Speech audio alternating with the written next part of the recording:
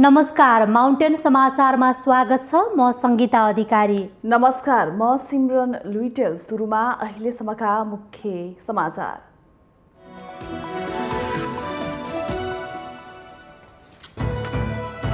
नेकपा एमालेका उपाध्यक्ष वामदेव गौतमद्वारा पार्टी परित्याग, उपाध्यक्ष र पार्टीको सबै जिम्मेवारीबाट राजीनामा। एमालेमा गलत विचार, प्रवृत्ति र शैली हावी भएको आरोप।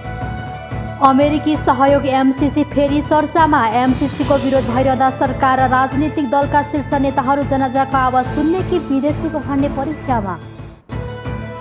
पार्टीलाई सशक्त बनाउने अभियानमा होमिसकेको प्रधानमन्त्री तथा नेपाली काङ्ग्रेसका सभापति देउवाको भनाई। काङ्ग्रेसको 14औं महाधिवेशन प्रक्रिया सुरु, वडा अधिवेशन हुँदै।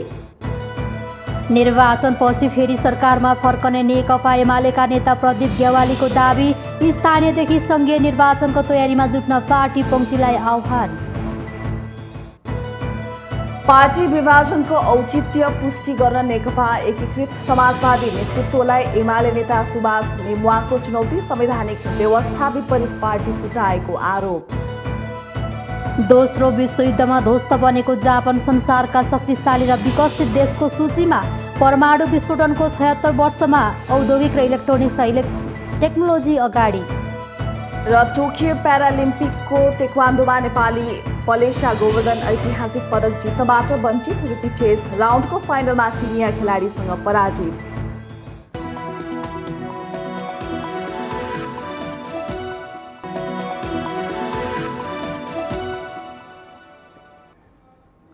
अब समाचार विस्तारमा। नेकपा एमालेका उपाध्यक्ष वामदेव गौतमले पार्टी परित्याग गर्नुभएको छ। अध्यक्ष केपी शर्मा ओलीको गलत विचार, प्रवृत्ति र शैलीका कारण एमालेमा रहिरहन नसक्ने भन्दै उहाँले उपाध्यक्ष र पार्टीको दुवै जिम्मेवारीबाट राजीनामा दिएको पत्र पार्टी कार्यालयका सचिवलाई बुझाउनु भएको छ। गौतमले अध्यक्ष ओलीलाई सम्बोधन गर्दै लेखेको राजीनामा पत्रमा आफै संलग्न भएर निर्माण भएको नेकपा एमालेमा गलत विचार, प्रवृत्ति र शैलीका कारण रहिरहन असमर्थ भएकाले पार्टीको उपाध्यक्ष पद र पार्टीको सबै जिम्मेवारीबाट राजीनामा दिएको उल्लेख छ। राजीनामा पत्रमा गौतमले एमाले अध्यक्ष ओलीमाथि 9औं महाधिवेशनबाट पारित राजनीतिक कार्यदिशालाई कहिल्यै अवलम्बन नगरेको आरोप लगाउनु भएको छ। जनताको बहुदलीय जबस तथा मदन भण्डारीको विचार र मान्यता, संविधानको सर्वोच्चता र कानुनी राज्यको सिद्धान्तलाई पालना नगरेको तथा झण्डै 2/3 जनादेशलाई लत्याएर 2 पटक संविधान विपरीत संसद भङ्ग गरेको गौतमको आरोप छ।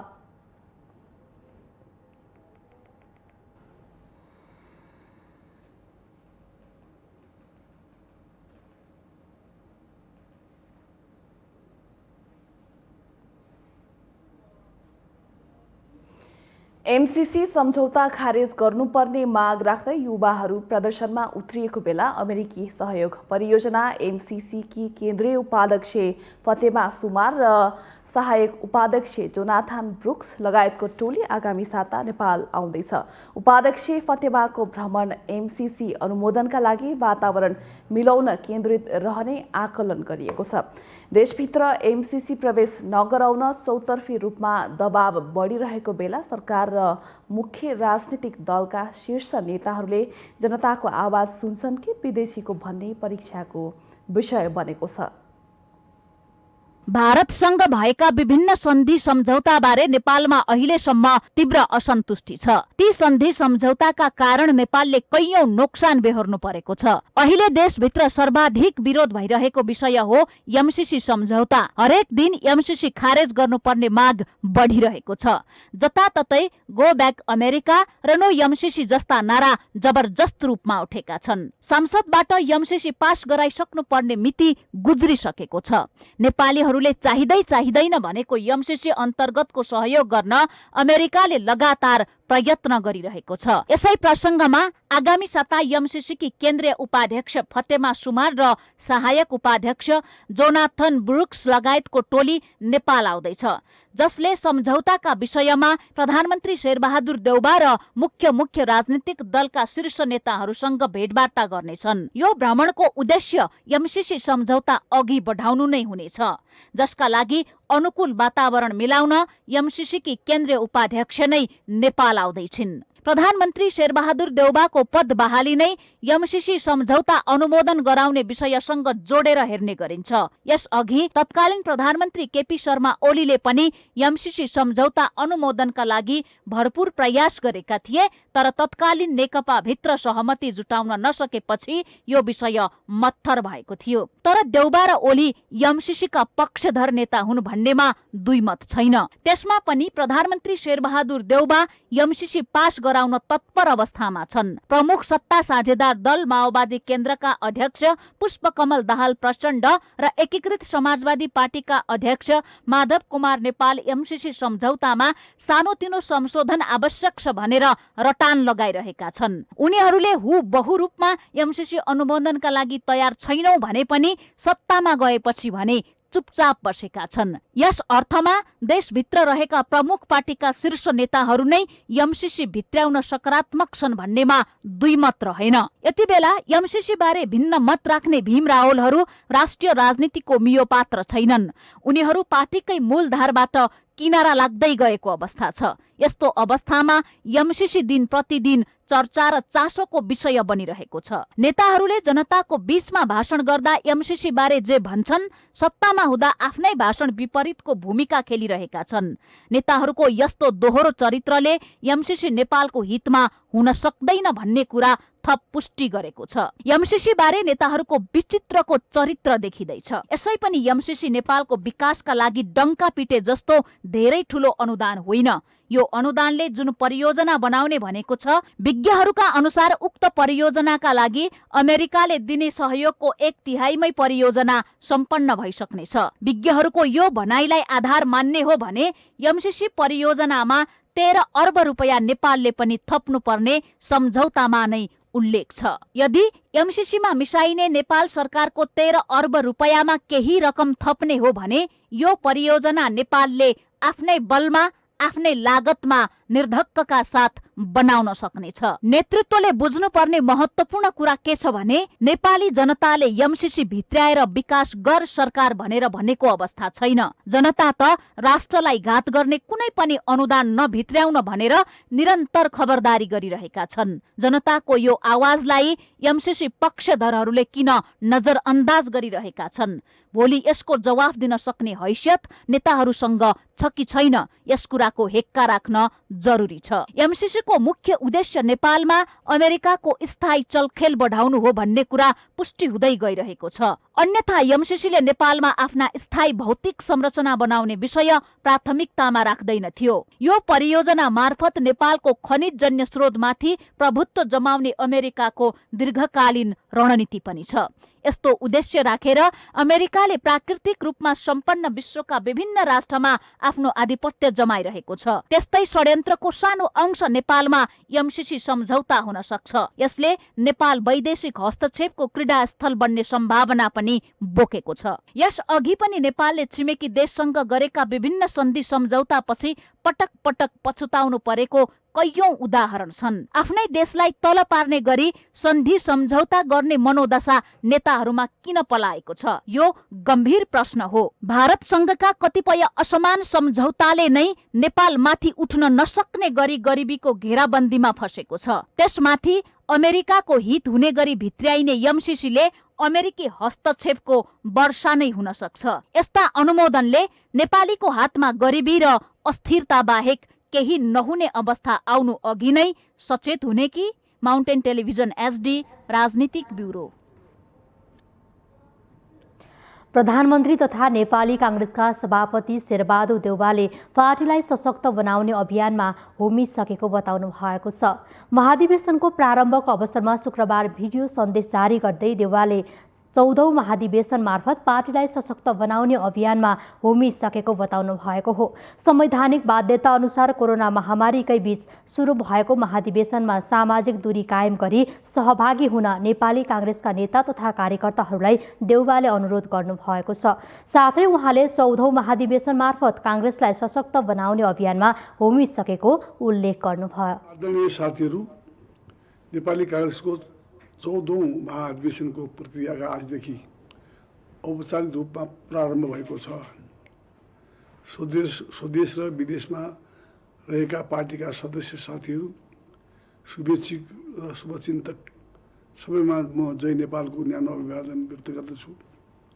संवैधानिक बाध्यता अनुसार कोरोना महामारीका बीच हामीले सुरु गर्नु परेको महाधिवेशनमा सर्वप्रथम सामाजिक दूरी कायम गरी सहभागी हुन नेपाली कांग्रेसका तमाम साथीहरूलाई हार्दिक अनुरोध गर्दछु। साथै देउबाले महाधिवेशन सुरु भएकोमा निकै खुसी भएको भन्दै लोकतान्त्रिक प्रक्रिया अनुसार सर्वसम्मत वा स्वस्थ प्रतिस्पर्धा मार्फत अधिवेशनमा सहभागी हुन आग्रह गर्नुभएको छ।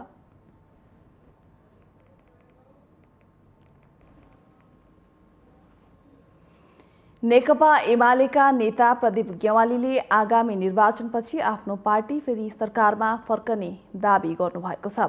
तत्कालका लागि परमादेशबाट आफूहरू सरकारबाट हट्नु परेको उल्लेख गर्दै प्रवक्ता गेवालीले जनादेशको माध्यमबाट फेरि सरकारमा फर्कने दाबी गर्नुभएको हो। नेकपा एमाले ललितपुर जिल्ला कमिटीले शुक्रबार लगरखेलमा आयोजना गरेको अगुवा कार्यकर्ता भेलामा उहाँले स्थानीय तहको निर्वाचन, प्रदेश तहको निर्वाचन र संघीय तहको निर्वाचनको तयारीमा जुट्न पनि पार्टीको सिङ्गो पंक्तिलाई आह्वान गर्नुभयो। तयारी गर्नु छ र अबको 15-16 महिनापछि हुने प्रदेश र स्थानीय तहको निर्वाचनका लागि तयारी गर्नु छ। ठिक छ, परमादेशबाट हामीलाई हटाइएको छ, जनादेशबाट हामी फेरि फर्किनेछौँ सरकारमा। परमादेशबाट हामीलाई प्रतिपक्ष बनाइएको छ, जनताको मायाबाट हामी फेरि फर्किनेछौँ र देशलाई समृद्ध नेपाल, सुखी नेपालीको त्यो अभियानमा अगाडि बढाउनेछौँ। नेता गेवालीले भूमि सम्बन्धी आयोग विघटन गरेको, दल फुटाउने जस्ता लोकतन्त्र विरोधी गतिविधि गरेको, मन्त्री परिषदलाई अझै पूर्णता दिन नसकेको भन्दै सरकारको आलोचना गर्नुभयो। उहाँले लिपुलेक नेपाली भूमिलाई समस्याको रूपमा चित्रण गरेर न्यूनतम साझा कार्यक्रम ल्याएको भन्दै सत्तारूढ दलहरूप्रति पनि आक्रोश व्यक्त गर्नुभयो।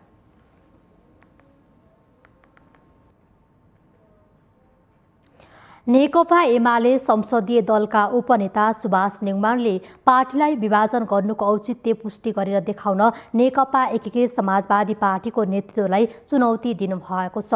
संविधान सभाका अध्यक्ष समेत रहनुभएका उपनेता नेउमाङले माधव नेपालप्रति लक्षित गर्दै विभाजनको औचित्य पुष्टि गरेर देखाउन चुनौती दिनुभएको हो। उहाँले बिना विचारधार, दर्शन र कार्यक्रम बिना पार्टी फुटाउन नपाउने संवैधानिक व्यवस्था विपरीत गएर माधव नेपालहरूले पार्टी फुटाएको आरोप समेत लगाउनुभयो।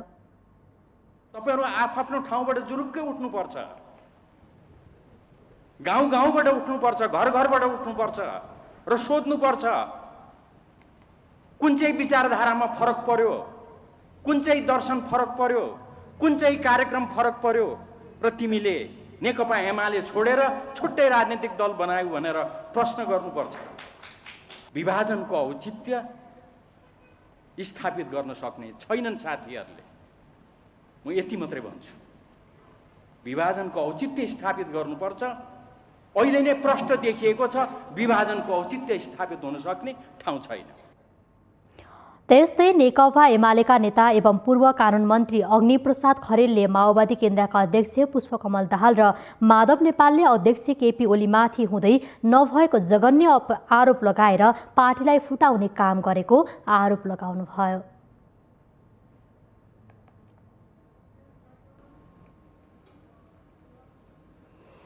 पेशागत तथा प्रगतिशील कानुन व्यवसायी संगठन नेपाल PPLA को कार्यक्रममा नेकपा एमालेका अध्यक्ष केपी शर्मा ओली नगएर संगठन थप मजबुत भएको PPLA जनाएको छ। एमालेको केपी ओली पक्षका कानुन व्यवसायीले एकलौटी रूपमा कार्यक्रम राखेपछि असन्तुष्टिको स्वर बाहिरिएको बेला अध्यक्ष ओली सहभागी नहुनेले पार्टीलाई मजबुत पुर्याउने पेशागत तथा प्रगतिशील कानुन व्यवसायी संगठन नेपाल अध्यक्ष रुद्र नेपालले बताउनु भएको हो। उहाँले अध्यक्ष ओली पक्षले एकलौटी रूपमा कार्यक्रम राखेकोमा आफूहरूले विरोध जनाएसँगै अध्यक्ष ओली कार्यक्रममा सहभागी नभएको जनाउनुभयो। जुन हाम्रो एउटा संगठनको सञ्चालनको एउटा विधि हो, त्यो विपरीत ढङ्गले चाहिँ भेला आयोजना हुने र त्यसमा अध्यक्ष आउने भन्ने कुरा चाहिँ त्यो हाम्रो सङ्गठनको प्रक्रियासँग अलि बेमेल हुने, हाम्रो सङ्गठनको संस्थागत निर्णयभन्दा बिना नै आयोजना हुने, त्यसमा म सङ्गठनको अध्यक्ष स्वयंलाई थाहा जानकारी नभई गर्न लाग्या हुनाले मैले त्यसमा चाहिँ आफू पनि नजाने र साथीहरूलाई कान व्यवसायी मित्रहरूलाई पनि मैले नजानलाई आग्रह गरेँ। मैले प्रेस विज्ञप्ति पनि प्रकाशित गरेको छु। तर उक्त कार्यक्रममा अध्यक्ष ओलीले सहभागिता नजनाए पनि संसदीय दलका उपनेता सुभाष नेमवाङ उपस्थित हुनुहुन्थ्यो। PPLA-का इन्चार्ज रघुजी पन्तले पनि यो कार्यक्रममा अध्यक्ष ओली सहभागी हुने कुरा बाहिर आएपछि कुरालाई लिएर असन्तुष्टि जनाउनु भएको थियो।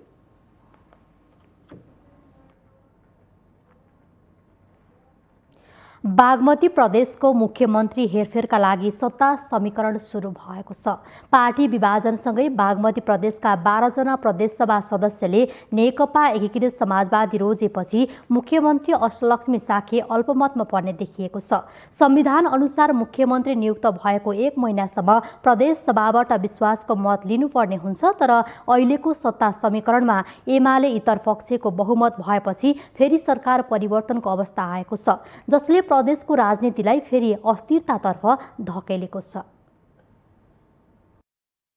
पछिल्लो समय नेकपा एमालेको विभाजनसँगै केन्द्रदेखि प्रदेश सरकारसम्म अस्थिर बनेका छन्। केन्द्रको राजनीतिले प्रदेशमा पनि असर पुर्याइरहेको छ। प्रदेशमा पनि मुख्यमन्त्री हेरफेरको क्रम बढेको छ। बहुमतको सरकार बनेको 3.5 वर्षमा 4 प्रदेशका मुख्यमन्त्री हेरफेर गरिएको छ। पछिल्लो समय बागमती प्रदेशको मुख्यमन्त्री हेरफेरका विषयमा यति बेला सत्ता समीकरण सुरु भएको छ। पार्टी विभाजनसँगै बागमती प्रदेशका सामाजिक विकास मन्त्री कृष्ण खनाल सहित 12 जना प्रदेशसभा सदस्यले माधव कुमार नेतृत्वको नेकपा एकीकृत समाजवादी रोजेपछि प्रदेश प्रमुख अष्टलक्ष्मी साख्य अल्पमतमा पर्ने देखिएको छ। मुख्यमन्त्री नियुक्त भएपछि 3 सदस्यीय मन्त्री परिषद गठन गर्नुभएकी साख्यले मन्त्री परिषदले पूर्णता नपाउँदै पदबाट हट्ने सम्भावना बढेको छ। यद्यपि एमाले पनि संसदमा बहुमत सिद्ध गर्ने दाउमा देखिन्छ। यतिखेर मुख्यमन्त्री अष्टलक्ष्मी साख्य संविधानको धारा 68 को 1 अनुसारको मुख्यमन्त्री हुनुहुन्छ। जब कथा जसरी अगाडि बढ्ला सोही अनुसार हामी संसदमा बहुमत सिद्ध गर्न प्रयास गर्छौँ। भएन भने हामी प्रमुख प्रतिपक्षमा बस्छौँ, प्रतिपक्षमा रहन्छौँ। एमालेका 56 सांसद मध्ये 12 सांसदले नेकपा एकीकृत समाजवादी रोजेसँगै अष्टलक्ष्मी साके नेतृत्वको सरकार अल्पमतमा परेको हो। यो संख्या 15 जनासम्म पुग्ने नेपाल पक्षको दाबी छ। अब साक्यले 35 दिनभित्र विश्वासको मत लिनुपर्नेछ। बागमतीमा साक्यलाई हटाएर नेकपा समाजवादीले राजेन्द्र पाण्डेलाई मुख्यमन्त्री बनाउने तयारी गरेको छ। नेकपा एकीकृत समाजवादीले साक्य आफ्नो पक्षमा नखुलेमा हटाउनुको विकल्प नरहेको बताउँछ। स्वार्थवश दलीय दौडमा कोही भन्दा कोही कम छैनन्। जुनसुकै दलहरूले आफू अनुकूल गर्दा केन्द्र सहित प्रदेशको राजनीतिमा अस्थिरता बढेको छ। केन्द्रमा त्यही गठबन्धन छ, प्रदेशमा पनि त्यही गठबन्धन अगाडि बढ्छ भन्ने अनुमान वा मलाई लाग्छ त्यही नै हुन्छ, होइन? र हामीले समाजवादी पार्टीको तर्फबाट राजेन्द्र पाण्डेलाई अगाडि सारिसकेका छौँ। होइन, समाजवादी पार्टी र नेकपा एमालेको बिचमा पनि एउटा छलफल गरेर एउटा समीकरण बनाउँ भन्यो भने त्यो पनि परिस्थिति बन्न सक्छ। त्यो चाहिँ सेकेन्ड अप्सन भयो, पहिलो अप्सन हुँदैन। तर पार्टी विभाजनको यो तहमा जुन खालका प्रवृत्ति, जुन खालका विकृति, जुन खालका विसङ्गति, त्यसको हामी रातो दिन बहस गरिराखेका छौँ भने तत्काल उहाँहरूसँग मिलेर सरकार बनाउने सम्भावना पनि म कम देख्छु। केन्द्रीकृत सबै मुद्दाहरू संहिताको अभ्याससँगै अनुभूत हुनुपर्ने नेपाली जनताको चाहना हो। तर एउटा मुख्यमन्त्री जस्तो पदलाई लडाउने, गिराउने स्थिर राख्न नसक्ने दलहरूले प्रदेशलाई कसरी अधिकार सम्पन्न गराउलान् भन्ने प्रश्न उब्जिएको छ। माउन्टेन टेलिभिजन एचडीका लागि क्यामेरामा निखिल कोपालीका साथमा अप्सरा गौतम, काठमाडौँ। माउन्टेन समाचारमा पालो भएको छ विश्रामको।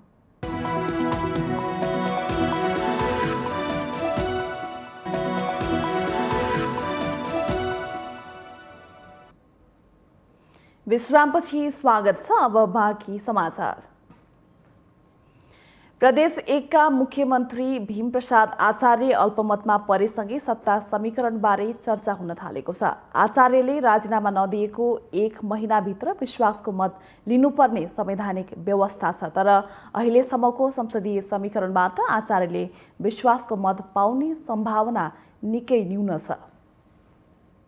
संविधानको धारा 188 को उपधारा 2 मा मुख्यमन्त्रीले प्रतिनिधित्व गर्ने दल विभाजित भएमा 3 दिनभित्र विश्वासको मतका लागि प्रदेश सभा समक्ष प्रस्ताव राख्नुपर्ने व्यवस्था छ। मुख्यमन्त्रीको दल विभाजित भएमा वा प्रदेश सरकारमा सहभागी दलले आफ्नो समर्थन फिर्ता लिएमा 30 दिनभित्र विश्वासको मत लिनुपर्ने संविधानको धारा 188 को उपधारा 2 मा उल्लेख छ। सोही धाराको उपधारामा मुख्यमन्त्रीले कुनै पनि बेला विश्वासको मतका लागि प्रदेश सभा समक्ष प्रस्ताव राख्न सक्ने व्यवस्था छ। सोही धाराको उपधारा 3 मा उपधारा 1 र 2 बमोजिम पेश भएको प्रस्ताव प्रदेश सभामा तत्काल कायम रहेका सम्पूर्ण सदस्य संख्याको बहुमत सदस्यले पारित हुन नसकेमा मुख्यमन्त्री पदबाट मुक्त हुने उल्लेख छ। प्रदेश एकका विपक्षी दलका नेताहरूले मुख्यमन्त्री आचार्यले नैतिकताको आधारमा राजीनामा दिनुपर्ने दाबी गरिसकेका छन्। प्रदेश सभामा अहिले मौजूदा 93 मा 92 सांसद हुन्छ। 92 सांसदको आधा 47 सांसदले मात्र 51% सांसद चाहिन्छ। 51% मा 47 सांसद निस्किन्छन् भनेर मात्रै मुख्यमन्त्री हुन पाउनुहुन्छ। तर 26 जना सांसदले दलको नेता चुनेर लग्ने पाइन्छ। दलको नेता त संसदभित्र हो। यता नेकपा एकीकृत समाजवादीका नेता राजेन्द्र राईले सरकार अल्पमतमा परिसकेपछि मुख्यमन्त्रीले नैतिकताको आधारमा राजीनामा दिनुपर्ने तर्क गर्नुहुन्छ।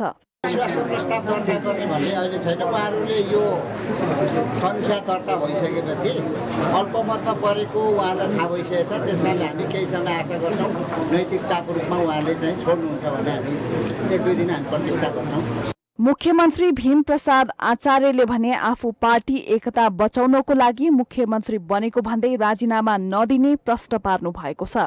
मुख्यमन्त्री आचार्यले आफूले विश्वासको मत लिने र संवैधानिक प्रावधान अनुसार अगाडि बढ्ने बताउनु भएको छ।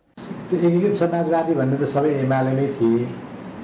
आज त्यहाँ गएर चाहिँ के भने हामी फरक गरौँ भनेर चाहिँ गएका हुन्। अब उनीहरू त्यही अर्कोतिर भएका यतातिर आउने भन्ने प्रश्नै भएन। उहाँहरू सबै एकीकृत एमालेमै हुनुहुन्थ्यो होइन। अब अहिले पार्टी फुटाएर केही जाने साथीहरू चाहिँ त्यहाँ सनातन हो भन्ने तपाईँहरूकै मुखबाट सुन्यो।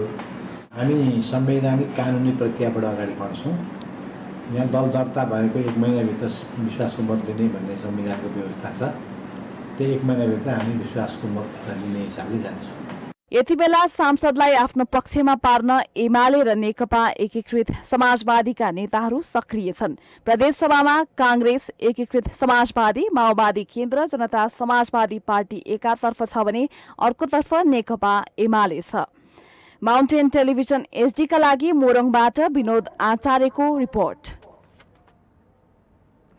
लुम्बिनी प्रदेशमा 4 दलीय गठबन्धनको नयाँ सरकार बनेको महिना दिन पुग्नै लाग्दा पनि मन्त्री परिषद विस्तार हुन नसकेपछि प्रदेश सरकारको आलोचना हुन थालेको छ, जसका कारण सरकारमा काम कारबाही प्रभावकारी बन्न सकिरहेको छैन।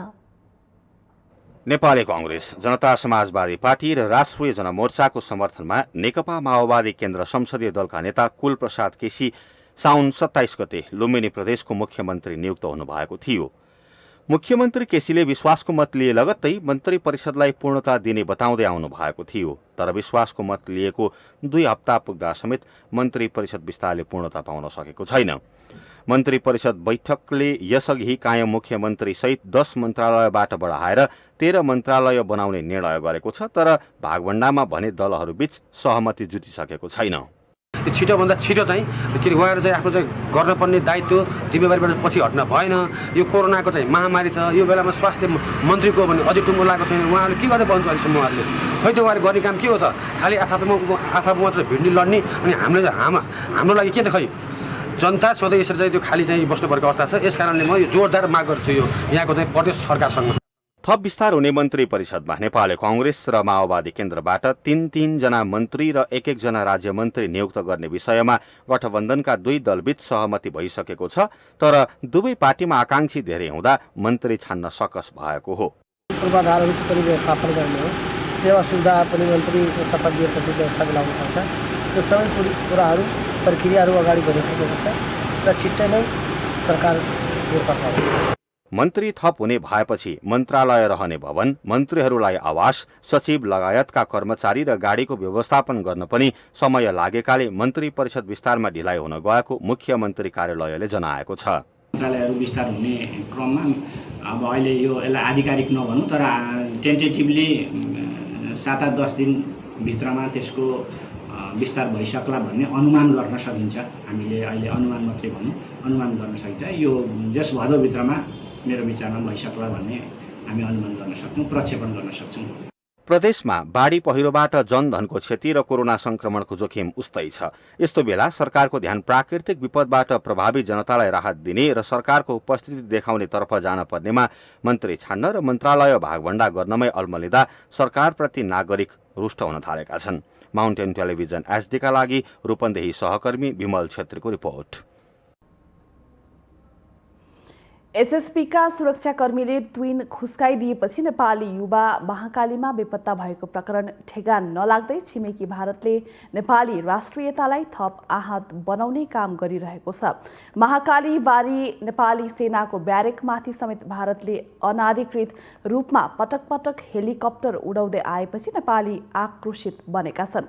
भारतले नेपालको भूमि अतिक्रमण गर्दै नेपाली भूमिमा सडक बनाउने ज्यादती गर्दै आएको भारतको पछिल्ला रवैयाले सम्पूर्ण नेपालीमा पुनः भारत विरुद्ध आक्रोश पैदा गरेको छ। केही दिन यता भारतले महाकाली वारी नेपाली सेनाको ब्यारेकमाथि समेत अनधिकृत रूपमा तारन्तार हेलिकप्टर उडाइरहेको छ। गत वर्ष भारतले नेपालको भूमि अतिक्रमण गर्दै मानसरोवरसम्म जाने बाटो निर्माण गर्यो। नेपालको पूर्व मेचीदेखि पश्चिम महाकालीसम्मको सीमा मिच्दै आएको विस्तारवादी भारतले फेरि नेपालको नेपाली राष्ट्रियतामाथि नै धावा बोल्दै गरेको पछिल्लो अत्याचारले सम्पूर्ण नेपालीहरूमा आक्रोश पैदा गरेको छ।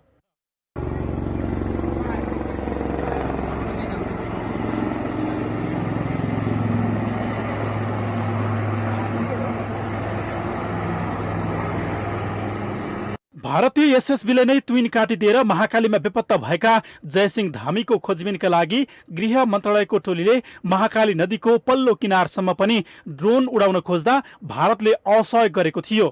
बेपत्ता नागरिकको खोजीमा महाकाली किनारमा ड्रोन उडाउन समेत नदिने भारतले भने महाकाली वारी दार्चुला सदरमुकाम खलङ्गा बजारमाथि पटक पटक हेलिकप्टर उडाएको छ। भारतले हेलिकप्टर उडाउँदै आएको क्षेत्रमा सर्वसाधारणको बस्ती मात्र होइन, सेना, प्रहरी, सशस्त्र प्रहरी र राष्ट्रिय अनुसन्धान विभागको कार्यालय समेत पर्छ। भारतीय हेलिकप्टर नेपाली सेनाको गुरु गोरखगण गुल्म हेडक्वार्टरमाथि उडेपछि दार्चुला जिल्ला प्रशासनले त्यसको जानकारी गृह मन्त्रालयलाई पठायो। नेपाली भूमिमा उडेको भारतीय जहाजलाई रोक्न परराष्ट्र मार्फत पहल गर्नुपर्नेमा गृह मन्त्रालय नै मौन बसेको छ। भारतले नेपालीको मन दुखाएको यो पहिलो पटक भने होइन। दशकौंदेखि भारतले आफ्नो विस्तारवादी र हेपा प्रवृत्ति उदाङ्गो पार्दै सयौं ठाउँमा हाम्रो भूमि मिचिरहेको छ। सिमानाका जङ्गे पिलर सार्ने, गायब पार्ने, रातारात नेपाली भूमि कब्जा गर्ने र भारतमा गाभ्ने त्यहाँका बासिन्दाको बिचल्ली बनाउने र उठीबास लाउने काम त उनीहरूको दिनचर्या नै बनिसकेको छ। सीमा अतिक्रमणको विरुद्धमा कोही बोलो या प्रतिकार गर्यो भने उसलाई कुट्ने, पिट्ने र गोली ठोक्ने सम्मका अपराध भारतीयले हाम्रा विरुद्ध दोहोराइ तिहाइरहेका छन्। नेपाली भूमि र सिमानामा बसेर एकतर्फी रूपमा सडक र बाँध बनाउन भारतीयहरूलाई कुनै आइतबार कुरेका छैनन्। भारत परस्त नेपाली नेतालाई प्रलोभनमा पारेर नेपालका नदी नाला तथा प्राकृतिक संरचना त भारतले वैधानिक रूपमा नै कब्जा जमाएको छ। नेपालका नेताहरूकै यस्ता कारणले नै भारतले झन्झनै नेपालीहरूलाई हेपिरहेको छ। यतिसम्म कि तुइन काटेर नेपाली नागरिकलाई नदीमा हेलिदिने भारतलाई तुइन काटिदिएको हो समेत भन्न नसक्ने सरकारको कारण थप रवैया बढेको धेरैको विश्लेषण छ। विगतमा नाकाबन्दी लगाउँदा समेत भारतले नाकाबन्दी लगाएको हो भन्न नसक्नेहरू अहिले सरकारमा छन्। अहिले तुइन काटिदिँदा पनि चुइक्क बोल्न सकिरहेका छैनन्, जसकारण भारतीय ज्यादती थप रोकिनुको साटो झन बढिरहेको विश्लेषण हुँदै आएको छ। माउन्टेन समाचारमा पालो भएको छ अर्को विश्रामको।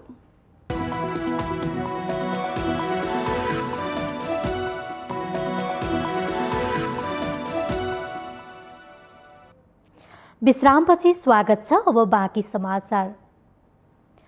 दाङका खोलाहरूमा लामो समयसम्म पुलहरू समयमै निर्माण नहुँदा नागरिकहरूले शास्ति भोग्नुको साथै अकालमै ज्यान समेत गुमाइरहेका छन्।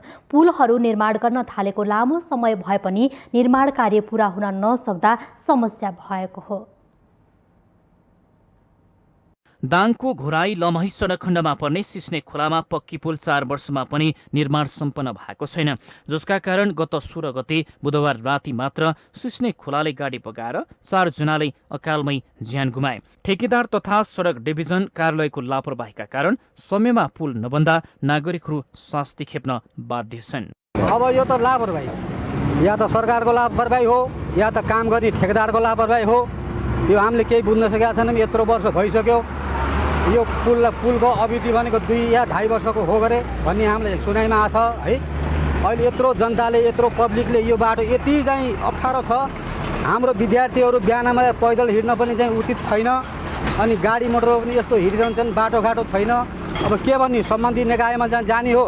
लौ हामीले त ठेकेदारलाई जिम्मा दिएछौँ, ठेकेदारलाई हामीले भन्ने हो लौ हामी गरिरहेछौँ, उताबाट पैसा आएको छैन, हामीले कसरी गर्ने भन्छन्। यो खोलामा पुल बनाउनका लागि 4.5 वर्ष अघि 18 महिनामा काम सक्ने गरी 7.5 करोडको ठेक्का एडभेन्चर जेबीलाई दिएको थियो।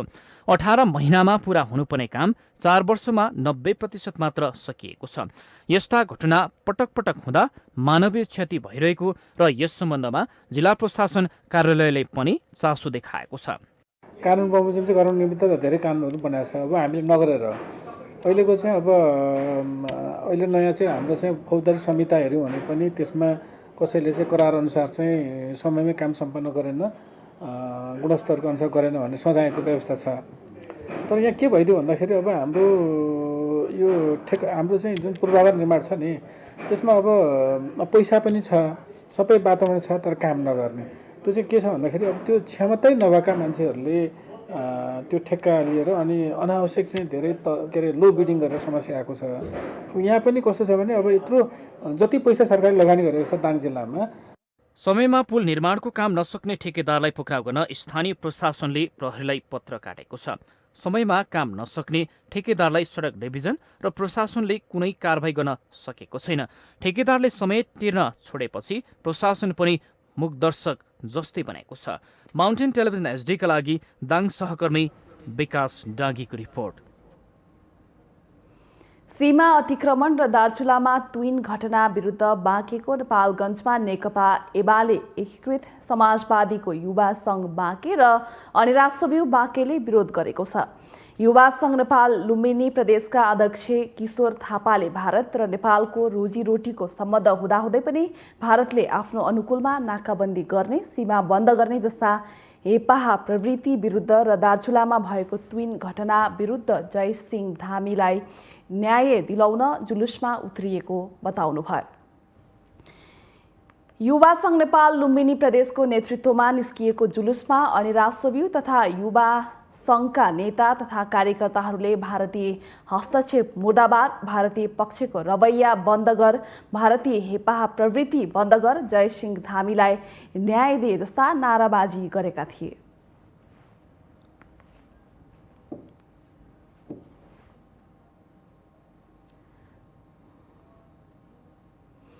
हामीसँग आर्थिक, अन्तर्राष्ट्रिय र खेल समाचार बाँकी नै छन्। माउन्टेन समाचारमा पालो भएको छ अर्को विश्रामको।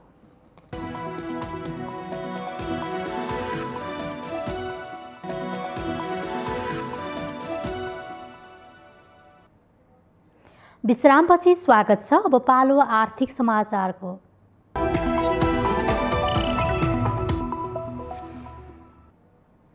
बाँके राष्ट्रिय निकुञ्ज स्थापना भएको 1 दशकभन्दा बढी भइसकेको छ। निकुञ्जले पर्यावरण र वन्यजन्तु संरक्षणमा उल्लेखनीय काम गरे पनि पर्यटकीय गतिविधि भने बढाउन सकेको छैन। बाँके राष्ट्रिय निकुञ्जमा पर्यटकको आगमन सुरुका 7 वर्ष शून्य रहे तापनि पछिल्लो 4 वर्ष यता उल्लेख्य वृद्धि भएको छ। तर त्यो सन्तोषजनक भने मान्न सकिँदैन। बाघका लागि उपयुक्त मानेको निकुञ्जमा पाटे बाघसँगै दुर्लभ मानिने चौका रहेका छन्। यसका साथै स्तनधारी पंक्षी, घस्रने, उभयचर र माछा प्रजातिको समेत बसोबास छ। जंगलमा हात्ती, सफारीको समेत सुविधा रहेको छ, तर आवश्यक संख्यामा पर्यटक भित्र्याउन भने सकिएको छैन। पर्यटकको संख्या वृद्धिका लागि खोप लगाएर सीमा नाकाबाट भित्रिएका पर्यटकहरूलाई नाकामा नरोक्न आग्रह गरिएको छ। प्रचार प्रसार र प्रभावकारी कार्ययोजना भएमा यहाँ पर्यटनको सम्भावना राम्रो रहेको सरोकारवालाहरूको भनाइ छ। जसले तपाईँ भ्याक्सिन लगाएर आएका छन्, जसले तपाईँ अब भ्याक्सिनको भनौँ भ्याक्सिन लगाएर आएका तपाईँको पर्यटकलाई पक्कै पनि यसलाई रोक्नु हुँदैन भन्ने कुरो हाम्रो चाहिँ नेपाल सरकारसँग हो र त्यो कुरा सरकारले सुन्नुपर्छ पनि हो। यदि तपाईँको बाँकी राष्ट्रिय निकुञ्जलाई विश्वभर चिनाउने हो भने हामीले तपाईँको चाहिँ कमसेकम यसलाई अलिक बढी फराकिलो ढङ्गले पत्रकारहरू मार्फत यहाँका तपाईँको नागरिक समाज, यहाँका व्यवसायहरू, यहाँका भनौँ स्थानीय तहका प्रमुखहरू र राजनीतिक पार्टीहरूसँग बसेर व्यापक रूपमा छलफल गर्नुपर्छ, जसले गर्दाखेरि सिङ्गो यो बाँकी राष्ट्रिय निकुञ्जलाई सिङ्गो विश्वभरि चिनाउन सकिन्छ। सम्भावना भए पनि अतिथि देव भव भन्ने नारालाई व्यवहारमा उतार्न नसकिएको पर्यटन व्यवसायीहरूको गुनासो छ। तपाईँ हामीले हाम्रो व्यवहार फेर्नुपर्ने बेला भएको छ।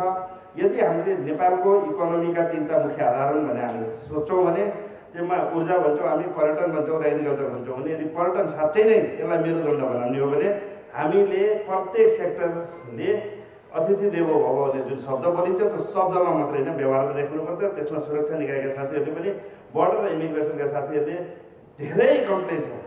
Hundreds of Indian tourist always they complain about the behaviour.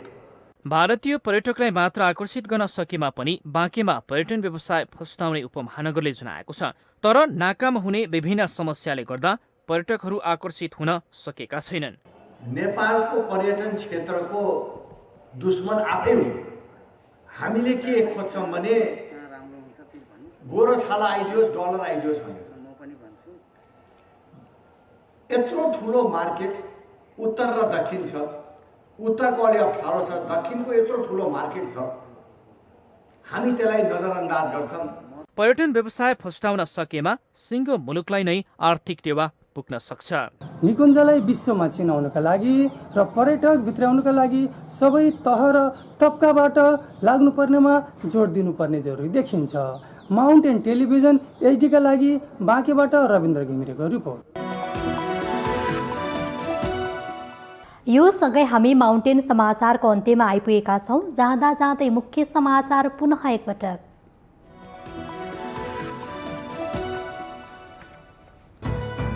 नेकपा एमालेका उपाध्यक्ष वामदेव गौतमद्वारा पार्टी परित्याग, उपाध्यक्ष र पार्टीको सबै जिम्मेवारीबाट राजीनामा, एमालेमा गलत विचार, प्रवृत्ति र शैली हावी भएको आरोप। अमेरिकी सहयोग एमसीसी फेरि चर्चामा, एमसीसीको विरोध भइरहँदा सरकार र राजनीतिक दलका शीर्ष नेताहरू जनताको आवाज सुन्ने कि विदेशीको भन्ने परीक्षामा। पार्टीलाई सशक्त बनाउने अभियानमा होमिसकेको प्रधानमन्त्री तथा नेपाली काङ्ग्रेसका सभापति देउबाको भनाई, काङ्ग्रेसको 14औं महाधिवेशन प्रक्रिया सुरु, ओडा अधिवेशन हुँदै। निर्वाचनपछि फेरि सरकारमा फर्कने नेकपा एमालेका नेता प्रदीप गेवालीको दावी, स्थानीयदेखि सङ्घीय निर्वाचनको तयारीमा जुट्न पार्टी पङ्क्तिलाई आह्वान। पार्टी विभाजनको औचित्य पुष्टि गर्न नेकपा एकीकृत समाजवादी नेतृत्वलाई एमाले नेता सुभाष नेउवाङको चुनौती, संवैधानिक व्यवस्था विपरीत पार्टी फुटाएको आरोप। दोस्रो विश्वयुद्धमा ध्वस्त बनेको जापान संसारका शक्तिशाली र विकसित देशको सूचीमा, परमाणु विस्फोटको 76 वर्षमा औद्योगिक र इलेक्ट्रोनिक्स टेक्नोलोजीले अगाडि। र टोकियो पारालिम्पिकको तेक्वान्दोमा नेपालीकी बलेसा गोवर्धन ऐतिहासिक पदक जित्नबाट वञ्चित, रिपिचेस राउन्डको फाइनलमा चिनिया खेलाडीसँग पराजित।